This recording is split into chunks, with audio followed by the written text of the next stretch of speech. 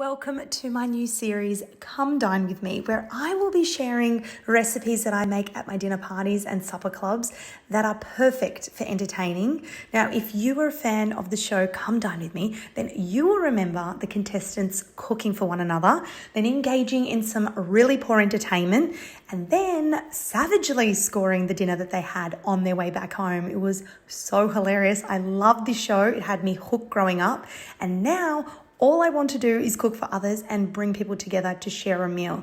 Except I'd like to think that the dishes that I serve up are a lot better than what was served on that show. So starting off with episode 1 is my fig, thyme and rosemary focaccia that I served at my last supper club, which was the autumn supper club, using my same day focaccia dough. So the recipe for that is on my website as part of my dinner party menu planner.